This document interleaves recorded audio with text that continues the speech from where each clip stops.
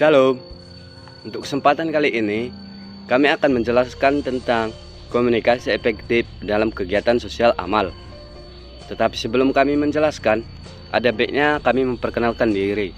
Perkenalkan, nama saya John Pardimanik, alamat Aceh Singkil, prodi Teologi, NIM 2002 01 049. Perkenalkan, nama saya Elsa Prawati Wulzom, NIM 200201052. Saya masuk di prodi Teologi dan saya masuk di grup 1B Teologi.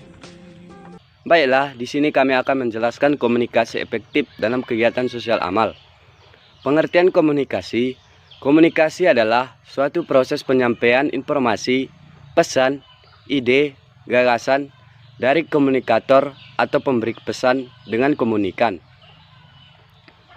Komunikasi efektif adalah pertukaran informasi, ide, perasaan yang menghasilkan perubahan sikap sehingga terjalin sebuah hubungan baik antara pemberi pesan dan penerima pesan. Komunikasi dapat efektif apabila pesan diterima dan dimengerti sebagaimana dimaksud oleh pengirim pesan. Pesan ditindaklanjuti dengan sebuah perbuatan oleh penerima pesan dan tak ada hambatan untuk hal ini. Komunikasi efektif memungkinkan seseorang dapat saling bertukar informasi, ide, kepercayaan, perasaan dan sikap antara dua orang atau kelompok yang hasilnya sesuai dengan harapan.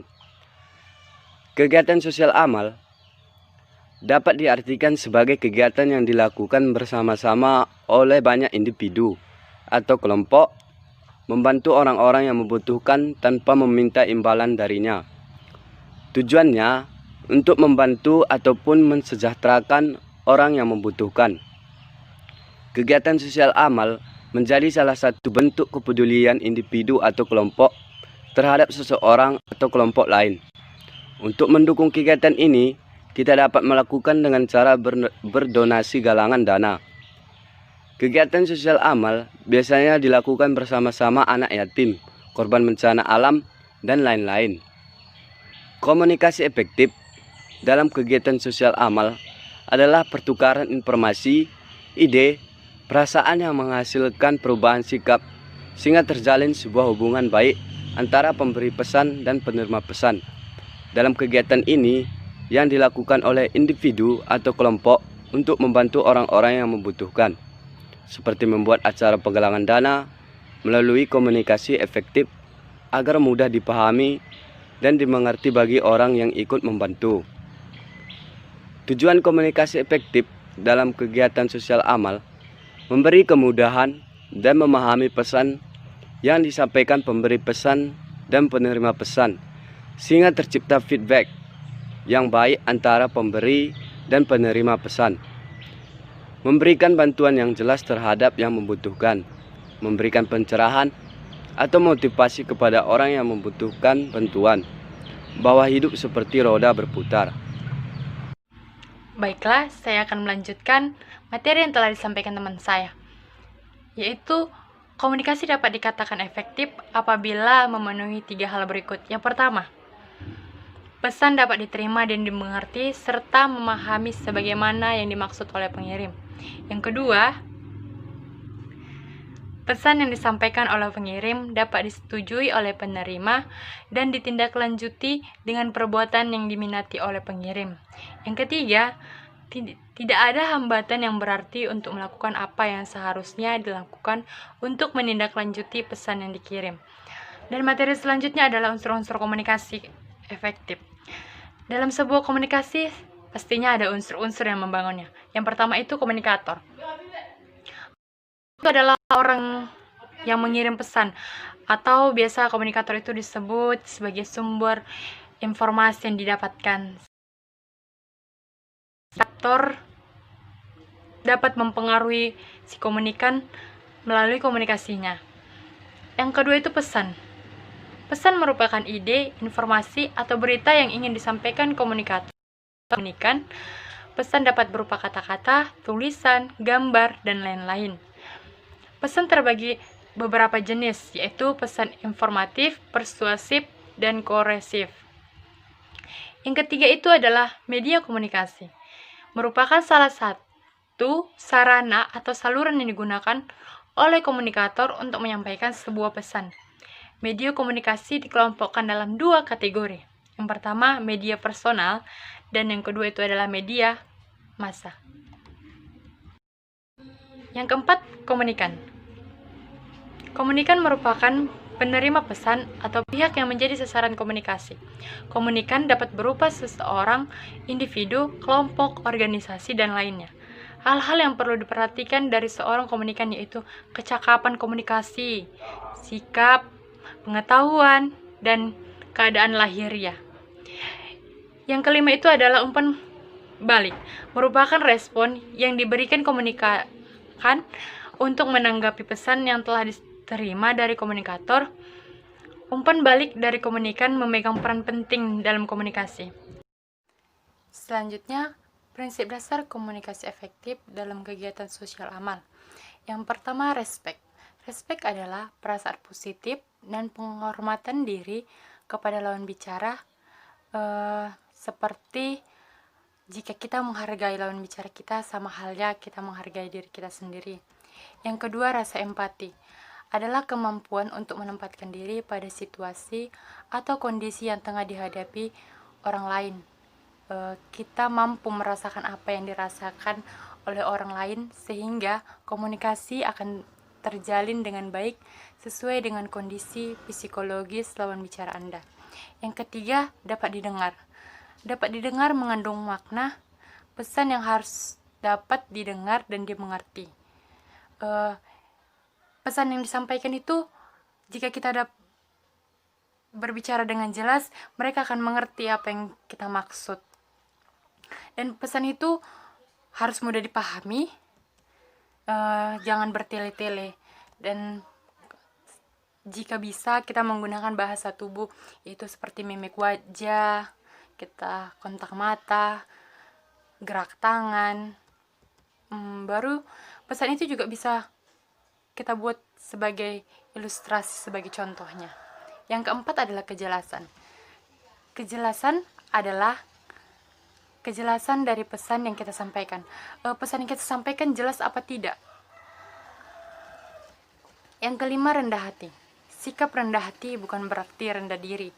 Rendah hati memberikan kesempatan kepada orang lain untuk berbicara terlebih dahulu dan kamu menjadi pendengar yang baik. Ya, dalam komunikasi ini perlunya kerjasama antara satu dengan yang lain. Yang selanjutnya, bentuk komunikasi efektif dalam kegiatan sosial amal terbagi menjadi dua. Yang pertama, komunikasi verbal efektif, dan yang kedua itu komunikasi nonverbal. Komunikasi verbal terdiri atas berlangsungnya secara timbal balik, makna pesan ringkas dan jelas, bahasanya juga mudah dipahami, cara penyampaian mudah diterima, disampaikan secara tulus, mempunyai tujuan yang jelas, memperlihatkan norma yang berlaku, dan disertai dengan humor. Disertai dengan humor biar komunikasi yang kita lakukan itu tidak terlalu kaku dalam kehidupan sehari-hari, terutamanya kan. Komunikasi nonverbal itu yaitu penampilan fisik. Bagaimana fisik kita, apa kita layak, sikap tubuh dan cara berjalan, ekspresi wajah, sentuhan. Selain itu, ada hal-hal yang perlu diperhatikan dalam komunikasi efektif. Yang pertama, berkomunikasi dalam suasana yang menguntungkan. Yang kedua, menggunakan bahasa yang mudah dipahami dan dimengerti. Yang ketiga, pesan yang disampaikan dapat mengunggah perhatian atau minat di pihak komunikan. Yang keempat, pesan dapat mengunggah kepentingan di pihak komunikan yang dapat menguntungkannya.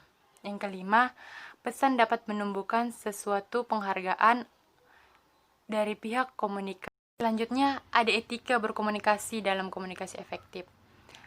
Ada beberapa tindakan yang perlu dipertimbangkan dalam etika berkomunikasi yang baik, yaitu tidak menggunakan kata-kata kasar atau mencaci, tidak menggunakan kata-kata yang menyesatkan, tidak memasuki daerah privasi orang, tidak membocorkan informasi yang dipercayakan, tidak menggunakan isyarat nonverbal yang tidak sesuai di lingkungan setempat.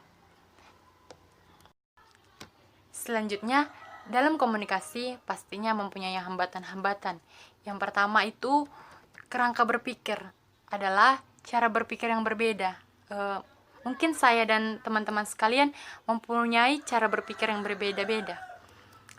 Yang kedua, terdesak waktu. Waktu yang sedikit sehingga pesan yang disampaikan tidak jelas. Ya, jika kita berkata terburu-buru, pasti pesan yang kita sampaikan itu tidak jelas. Yang ketiga, mendengar secara selektif. Pasti banyak kita ya, saya sendiri mendengar secara selektif, yaitu kita hanya mendengarkan yang penting-pentingnya saja, tidak merangkum semuanya. Karena biasanya itu ada faktornya karena kebosanan, kejenuhan jika kita berkomunikasi dengan seseorang. Perbedaan status sosial antara komunikan dan komunikator. Misalnya itu ada seorang mahasiswa yang mengadakan kegiatan sosial amal, padahal di tempat itu ada para pejabat pemerintah yang ikut serta. Seorang siswa takut menyampaikan aspirasinya. Wajar, karena kita tidak punya kekuasaan atas itu. Yang kelima, kredibilitas sumber. Bersumber dari siapa kita kan pastinya kurang. Kita sistematik menyangkut bahasa yang digunakan komunikator dalam menyampaikan pesan. Yang selanjutnya, persepsi. Adanya perbedaan cara pandang yang sempit pada diri kita maupun orang lain. Yang kedelapan, perbedaan nilai. Adanya perbedaan suatu suku, ras, dan bahasa serta agama. Kelompok bahasa. Bahasa yang digunakan tidak sesuai dengan ketentuan yang dipahami.